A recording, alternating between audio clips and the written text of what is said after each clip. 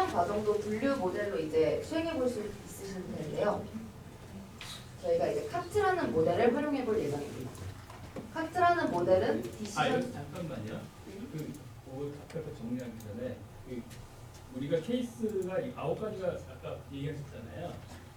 그 중에 2가지만 임의로 선택한 겁니까? 네, 임의로 선택한 거고 필요하면 9개 다 해봐야 되는 거죠? 네, 9개 다 해보는 거를 제가 추천. 네, 가장 좋은 케이스 이렇게 판정을 잘하는 케이스를 선택하는 제가 다시 한번 정리를 해서 말씀드리겠습니다. 저희가 지금은 교육을 진행하고 있기 때문에 제가 대표적인 2가지 케이스로 하신 거고요. 저희가 만약 실질적으로 이제 제조 공정에서 모델의 성능을 파악해야겠다 하시면 9개의 케이스를 모두 다 이제 보셔야 됩니다. 그래서 만약에 저는 물론 2가지의 좋은 케이스만 소개를 드렸지만 안 좋은 이제 성능을 가진 모델도 있을 거라고 생각이 듭니다. 그럴 경우에는 저희가 거기에 맞는 또 적절한 모델을 선택을 하거나 해당 데이터에 문제가 있는지 다시 한번 확인을 하는 그런 작업을 거쳐야 되고요.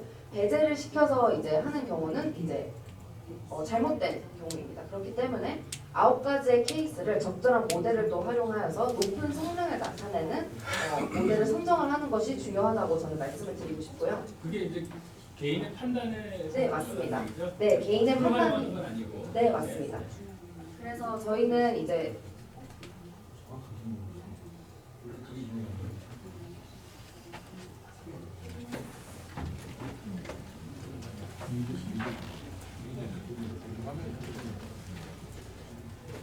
잠시만 기다려주세요.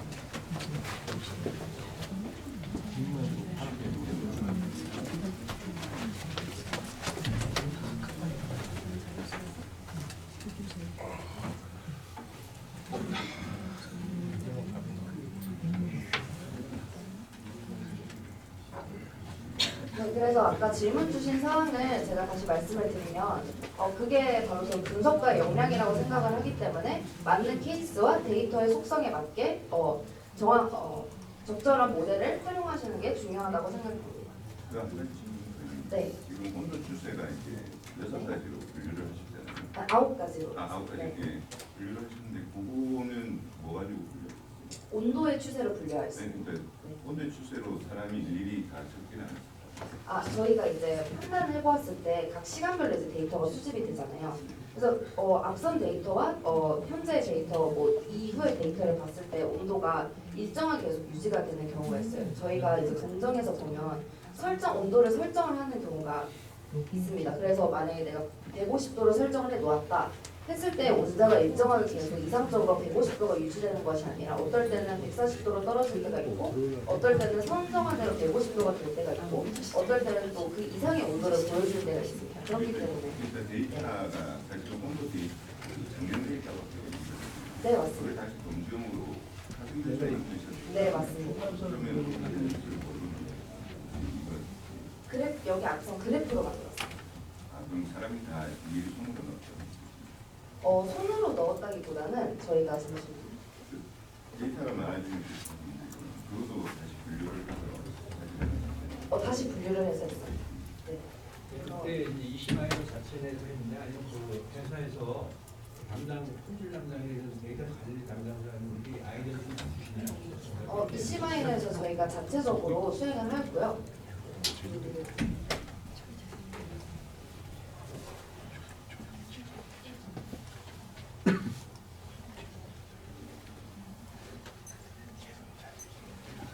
여기를 보시면 좀 이해가 쉬우실 수 있는데요. 저희 데이터 인덱스라는 아래 부분을 보시면 이제 데이터가 이제 순차적으로 적재되고 있는 이제 과정이죠. 그 과정에서 봤을 때 이제 온도가 유지가 되다가 떨어졌다가 유지가 되다가 상승했다가 이런 경우가 있는데요. 이제 이런 케이스를 하나씩 분리를 시킨 거죠. 모델은 이제 저희 선택 모드도 활용하고요. 전처리에서 파생 변수도 사용을 해서 저희가 직접 설정 값을 걸어줍니다. 이거에서 온도가 일정하게 유지될 때의 경우를 다 뽑아내는 이제 그런 작업을 수행을 해서 직접 전값하고 지금값하고 공부가 같으면 예를 들어 1을 주고 그 다음에 전값하고 전값하고 현재값이 만약에 플러스면 뭐 2를 주고 네. 마이너스면 3을 주고 네. 이렇게 해서 다 분류를 해서 네. 사정변수 만들어서 그걸 다시 한번 분류했다는 네, 맞습니다. 그래서 저희가 이제 전체적인 공정을 보면 이제 찍어내는 공정이라고 하면 한번 찍어냈다가 이제 그만 이제 떼어지는 경우가 있잖아요. 그래서 그런 경우들로 이제 반영을 해서 배치 아이들을 생성을 하고 그 이후에 말씀하신 것처럼 저희가 온도의 이제 그런 상향과 변동 없는 것과 하향의 경우를 또 분리를 해서 전체적으로 이시 마이너에서 수행을 하였습니다.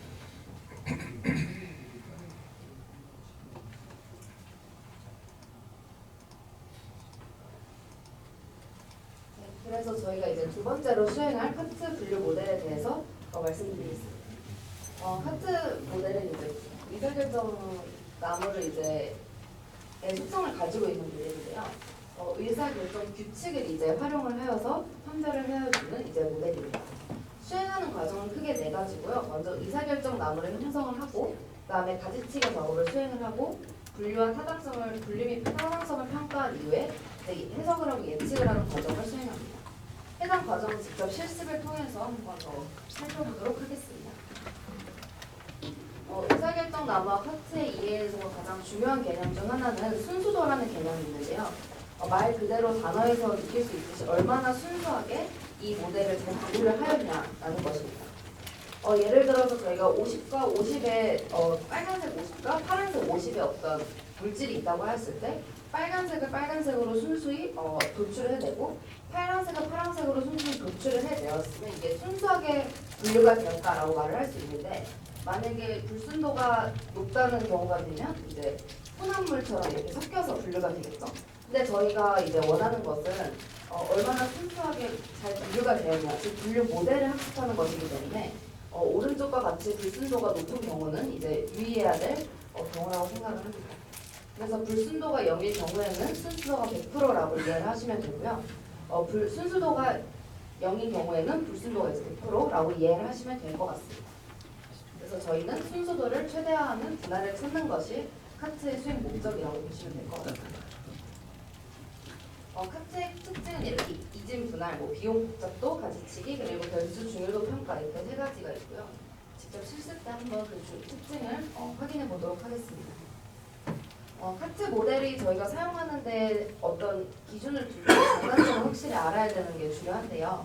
저희 장점과 단점이 이렇게 있습니다. 장점은 분류와 회귀가 모두 가능하다는 것인데요.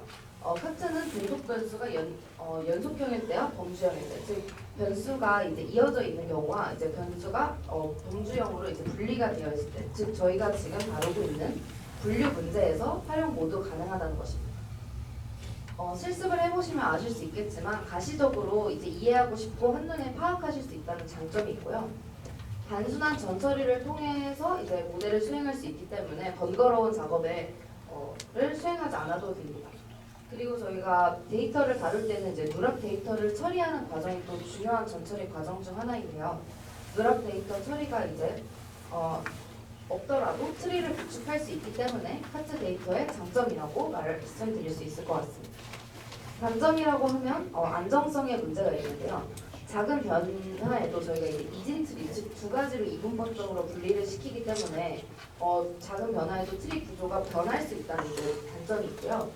데이터의 불균형이 취약하기 때문에 데이터를 균형 있게 먼저 형성을 하는 것이 카트 모델을 수행하기에 앞서 해야 될 과정입니다. 저희가 이제 직접 한번 카트 모델을 사용해 보도록 할 텐데요. 앞서 사용하셨던 이제 ECM 프로그램으로 다시 EC마이너 프로그램으로 돌아가셔서 새로운 파일을 한번 열어보도록 하겠습니다. 저희 새로운 파일은 다시 말씀을 드리면 제조 데이터의 분류 모델 파일에 들어가셔서 제조 데이터 카트 교육용 ECM 파일을 열어주시면 됩니다.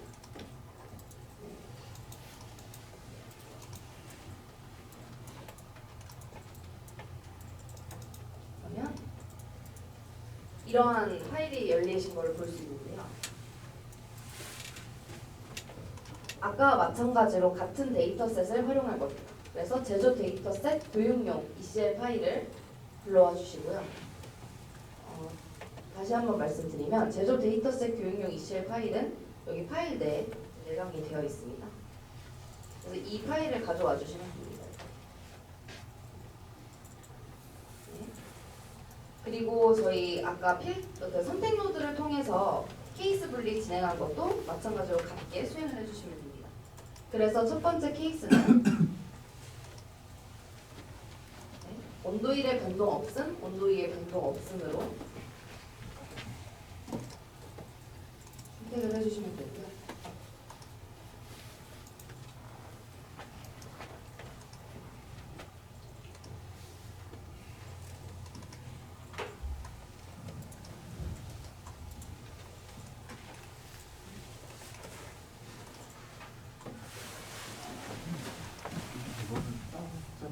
선택해 주시면 되고요. 그 다음에 저희 이제 그룹화하는 과정이 있습니다.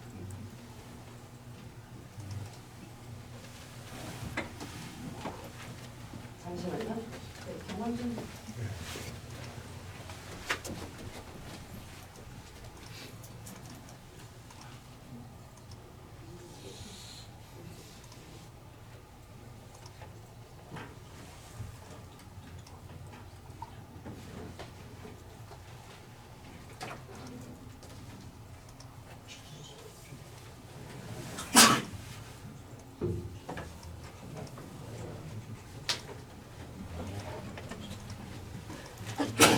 저희 아까 전과 마찬가지로 선택을 해주시고요. 이번에 저희가 두 가지를 수행해 보려고 하는데요. 이제 모델 수행 과정과 이제 시각적으로 차트를 보여주는 과정을 수행해 보겠습니다. 그래서 먼저 저희가 가시적으로 차트를 한번 그려보도록 할 텐데요. 어제도 사용하셨듯이 3포 차트가 이제 존재하고 있습니다. 3포 차트를 이제 그려보기 앞서 저희가 그룹화라는 전처리를 해보도록 할 텐데요. 그룹화라는 것은 이제 전처리 노드에 존재하고 있습니다. 그래서 이렇게 그룹화라는 노드를 끌어다가 와주시면 됩니다.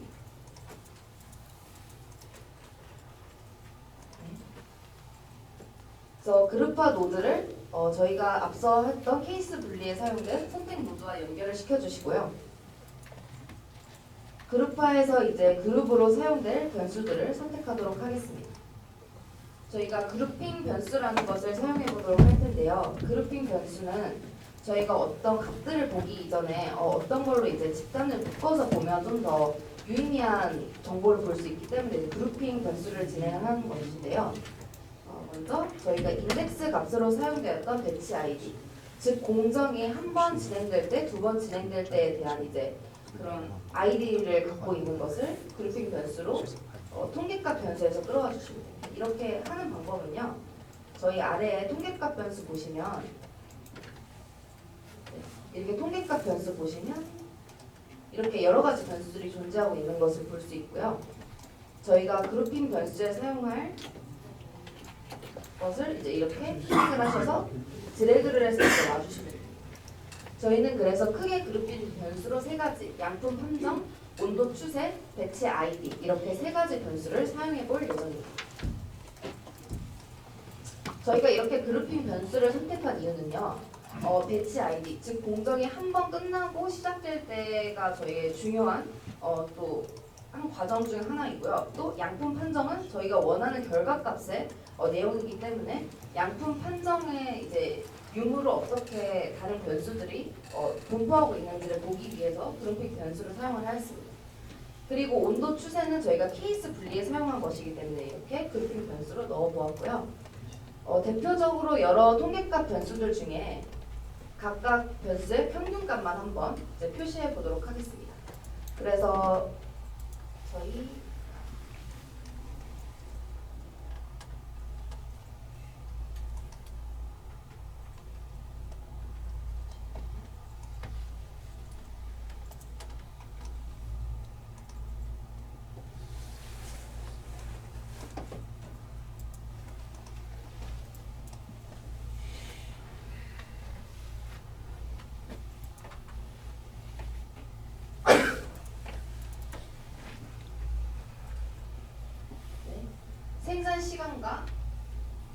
생산 시간, 온도 1의 평균값, 온도 2의 평균값, 그리고 압력 평균값 이렇게 네 가지를 체크해 주시면 됩니다. 그래서 저희 이렇게 네 가지를 체크해 주시고요.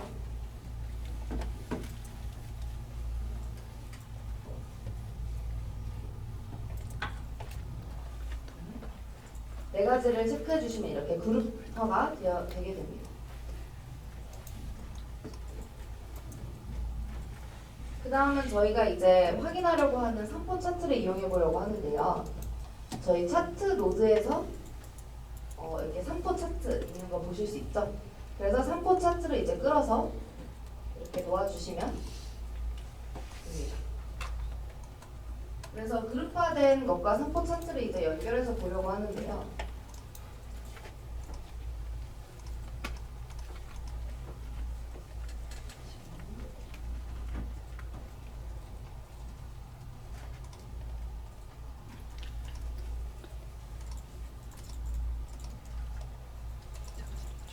그래서 저희가 이제 이 3포 차트의 노드 속성층에 보시면 이와 같은 이제 설정을 적용하려고 합니다.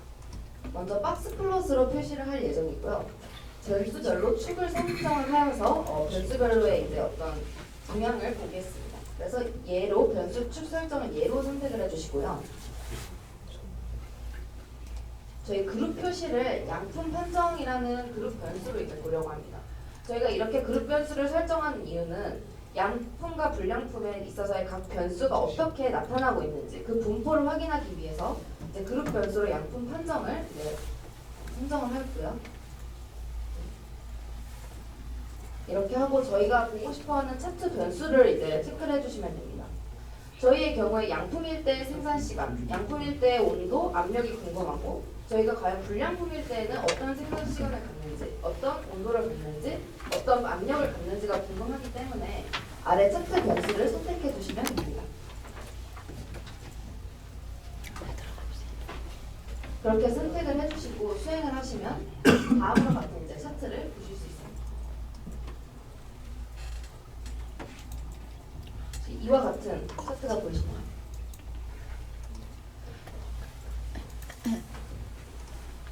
저희가 이제 여기가 좀 글씨가 깨져서 안 보이실 수 있는데요. 저희가 왼편에 있는 이 빨간색이 이제 불량품들의 분포고요. 오른쪽에 있는 파란색이 이제 정상품들의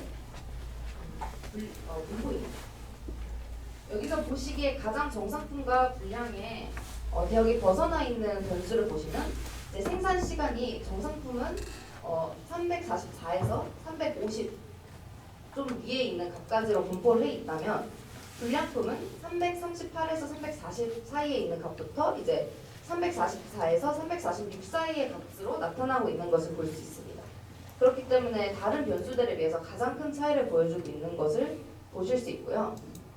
온도 2의 평균값도 보시면 이렇게 벗어나 있는 정상품과는 벗어나 있는 이런 부분을 보실 수 있습니다. 그렇기 때문에 저희는 이러한 차트를 통해서 혹시 불량품을 야기하는 주요 원인 인자가 생산 시간과 온도에 있지 않을까, 온도 두 번째 온도의 평균값에 있지 않을까라는 생각을 해볼 수 있습니다. 그렇다면 과연 저희가 이렇게 본 차트의 원인 인자가 실제 카트 모델을 수행했을 때 주요 인자와 일치하는지를 한번 보도록 하겠습니다. 저희가 아까와 마찬가지로 필터 노드를 활용을 해서 필요한 변수만 이제 하겠습니다. 마찬가지로 저희가 인덱스 아이디로 사용이 된 배치 아이디와 케이스 분리를 위해 사용됐던 온도 추세 아이디를 제거를 한 이후에 분석을 수행하도록 하겠습니다. 이렇게 제거해 주시고요.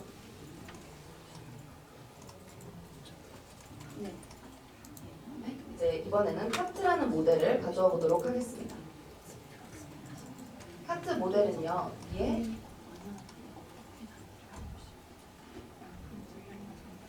이제 노드에 보시면 저희 모델링 노드에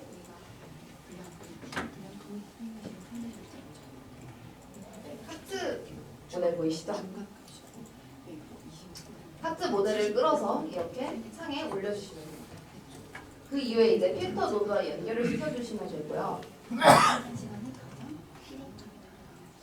카트를 이제 이번에도 한번 수행해 보도록 하겠습니다. 그래서 실행을 해주시면 제가 아까 전에 모델이 수행됐을 때 왼쪽 아래 창에 수행된 모델이 이제 표시된다고 했는데요. 이번에는 LDA 모델의 두 가지 모델에 이어서 카트 모델이 이제 수행된 것을 확인하실 수 있습니다. 이번에도 마찬가지로 카트 모델의 이제 어떤 모델 보고를 보기 위해서는 해당 모델을 끌어서 드랍을 시켜주시면 이렇게 다이아몬드 형태의 모델이 생성된 것을 볼 수 있습니다. 그래서 저희가 한번 이번에도 카트 모델을 살펴보도록 하겠습니다. 저희가 아까 전에 카트 모델을 활용하는 가장 큰 이유 중 하나가 디시전 트리라는 의사결정 나무를 사용하기 때문이라고 말씀을 드렸는데요.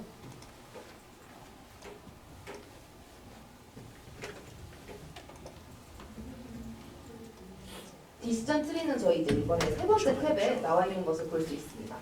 그래서 아래 이제 탭들 중에 디시전 트리라는 탭을 선택을 하시면 이와 같은 트리 구조의 이진 분류되는 모습을 보실 수 있습니다. 저희가 아까 차트에서 확인하셨던 것처럼 정상품과 불량품의 대역이 가장 차이가 많이 나는 주요 인자로 야기됐던 것이 생산 시간과 온도 이의 평균이었는데요. 저희가 확인했던 것과 같이 생산 시간과 온도 이의 평균값이 주요 인자로서 이중 분류를 하고 있는 것을 볼 수 있습니다. 그렇기 때문에 저희는 여기 이렇게 나와 있는 변수를 통해서 해당 변수가 이제 주요 인자로 작용을 하고 있구나라는 것을 판별해 주시면 됩니다. 이 정도로 카트 해석하는 것을 이제 보았고요. 두 번째 케이스도 같은 방식으로 수행을 해주시면 됩니다. 그러면 다시 한번 이제 카트 모델을 수행하고 선포 차트를 이제 그리는 과정을 한번 수행해 보도록 하겠습니다. 두 번째 경우인 온도 1의 상향과 온도 2의 변동 없는 경우를 다시 한번 같은 방식으로 그룹화하셔서요. 선포 차트를 확인하실 수 있습니다. 저희 그룹화 노드를 보시면 아까 전과 마찬가지로 그룹핑 변수, 양품 판정, 온도 추세, 배치 아이디 세 가지 선택해 주시고요. 온도 추세는 이미 하셨잖아요. 이거는 저희가 사실 교육용이기 때문에 온도 분리를 이미 해놓은 거여서 사실 온도 추세가 없어도 가능할. 그럼 저희가 온도 추세를 한번 빼고 진행을 해볼까요?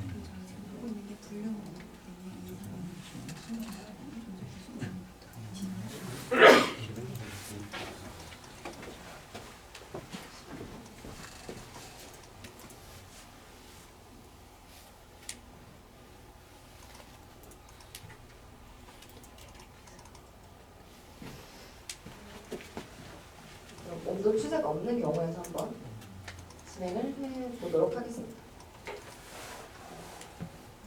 이렇게 모든 속성을 선택을 해주시고요. 선포 차트를 아까와 같은 방법으로 이제 보도록 하겠습니다. 그러면 말씀하신 대로 저희가 이미 온도 케이스가 분리되어 있기 때문에 같은 이렇게 차트를 보실 수 있습니다. 만약에 케이스가 분리되지 않았다라는 경우에는 제가 아까 전에 수행을 하였던 것처럼 그룹핑 변수에 꼭 온도 추세를 넣어주셔야 됩니다. 그래야지만 같은 온도 추세를 보이는 데이터들에 대한 부분을 가시적으로 확인할 수 있습니다. 이번에도 보시면 여기 차트에서 가장 많이 정상품과 불량품의 대역이 벗어나 있는 변수들을 이제는 보실 수 있을 텐데요. 제가 이제 보기에는 정상품 대역에 가장 많이 벗어나 있는 것이 온도 1의 평균값과 이제 온도 2의 평균값으로 보여지고 있습니다. 그래서 이렇게 벗어나 있는 대역을 확인하실 수 있죠. 다른 변수들에 비해. 그러면 해당 변수가 카트에서 그렇게 제대로 분류가 되고 있는지 원인 인자로 규명되고 있는지 확인해 보도록 하겠습니다.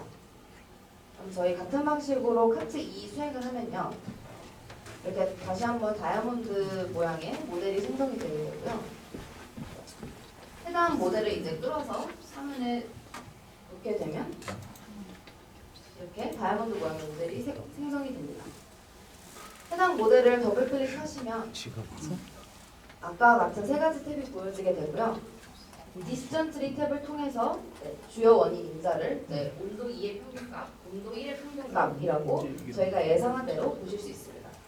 그렇기 때문에 저희가 온도 추세에 맞게 첫 번째 케이스에서는 생산 시간의 변동성과 온도의 변동성이 가장 큰 불량품을 야기하는 인자라고 보시면 되고요. 지금 해당하는 두 번째 케이스는 온도 1의 평균값과 온도 2의 평균값이 가장 큰 이제 불량품을 야기하는 원인 인자구나라고 판단을 해주시면 될 것 같습니다. 해당 내용을 다시 한번 정리해서 말씀드리도록 하겠습니다.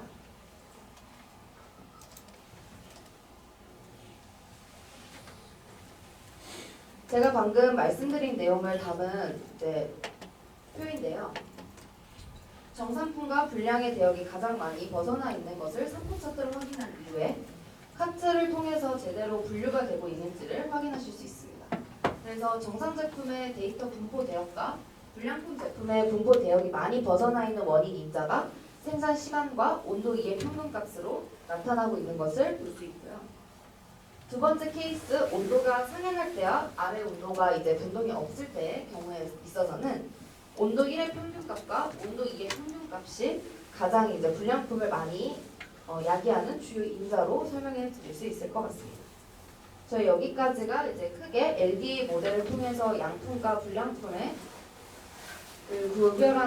분류하는 것을 수행해 본 것이고요. 지금 이제 수행해 본 것은 불량품을 야기하는 원인 인자를 규명하는 카트 모델을 수행한 것입니다.